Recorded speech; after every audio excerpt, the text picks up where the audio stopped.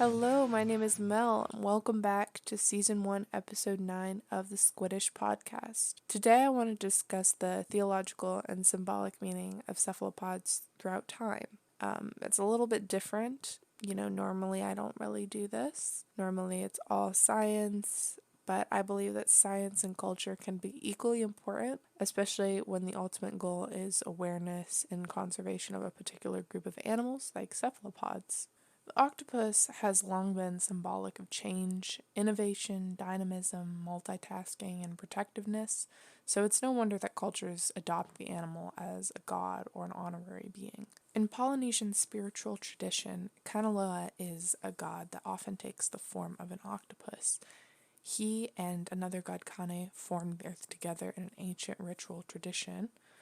This religion is often practiced by Hawaiians, past and present day Hawaiians, and past and present day Polynesians like New Zealanders. And Kanaloa is one of the four main gods, and notably as a god that takes the form of an octopus, is the god of the ocean, long distance voyaging, and healing. He's also thought to be the god of the underworld and a magician. Part of Polynesian culture, and Polynesia includes places like New Zealand, Easter Island, the Hawaiian Islands, Tonga, Tuvalu, Samoa, and many more, probably who have never heard of this podcast or will never listen to this podcast. Part of the culture is the idea of balance, and what better representation of balance than the shell of a nautilus or the symmetrical body of an octopod or decapod. Going along with the Polynesian spiritual tradition is what is known as Huna, which is really just a New Age religion that was formed by Max Freedom Long. He was kind of a loser. I get the feeling that this is the early 20th century, that he was kind of rude to the Hawaii Islanders. None of them would talk to him. He said he tried a lot, so he probably was just a harassing guy. And he really wanted to know about Kumakai, but he never actually got the specifics, so he formed his own religion called Huna. And in his religion, he has a symbol called the Eye of Kanaloa, which is similar to the web of life connecting all things. So that's just another example of the way that octopus and squid and other cephalopods are used symbolically.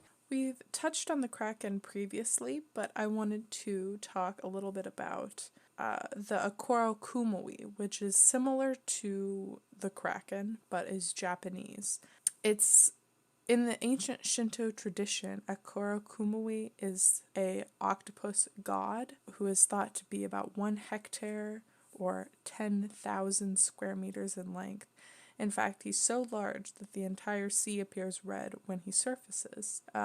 In the Shinto tradition, Akoro Kumui is thought to be usually benevolent if he's given offerings of like other mollusks and clams and shrimp and whatever. And like the Polynesian tradition, the octopus god is also believed to have healing powers given his ability to self-amputate and then regenerate. I also wanted to talk a little bit about the history and legends of the chambered nautilus. In modern times we have, which modern to say the mid-1800s, not, less than 200 years ago, Oliver Wendell Holmes wrote this poem called The Chambered Nautilus, and the poem continues to be taught as part of the canon of American poetry today. The nautilus is a perfect symbol of rebirth, renewal, and tenacity because it grows more and more chambers, larger and larger chambers, and closes off the old ones to gradually form a spiral. So I just wanted to read part of the poem here. Year after year beheld the silent toil that spread his lustrous coil. Still as the spiral grew, he left the past year's dwelling for the new, stole with soft step its shining archway through, built up its idle door, stretched in his last found home, and knew the old no more. The nautilus shell has often been believed to have supernatural powers because of its near perfection. It follows the equation to create a logarithmic spiral flawlessly. The spiral of the shell closely matches the Fibonacci sequence and the golden ratio, which is also called the sacred ratio. Many examples of this already appear in nature, but the nautilus shell is an especially beautiful example. Now I'm going to talk about something a little sillier, Tarvuism. So if you've never heard of Tarvuism, Tarvuism was invented. It's an invented religion by Robert Popper and Peter Serafinowicz. It was invented in 2009 in hopes of creating a television show about the fake religion. They've ended up creating websites and wikis, and I'm sure other people have contributed as well. And I'm sure there are genuine followers, but it is an invented and overall fake religion. So the religion revolves around a character named Ubu, who is a benevolent octopus god who preaches to be nice to one another. Followers are not to eat calamari or other cephalopods out of respect. And as silly as the fake religion might seem, the goal was to make a believable one. And as someone who had never heard of this hoax before, upon immediate inspection, it seemed real. So that's going to sum up the episode for today. I know it's a bit of a shorter one, but I mean, whatever. It's my podcast. They can be as long as they want. I personally always think about cephalopods as protectors, the many arms. I always just imagine getting a big hug from an octopus, and that makes me feel good.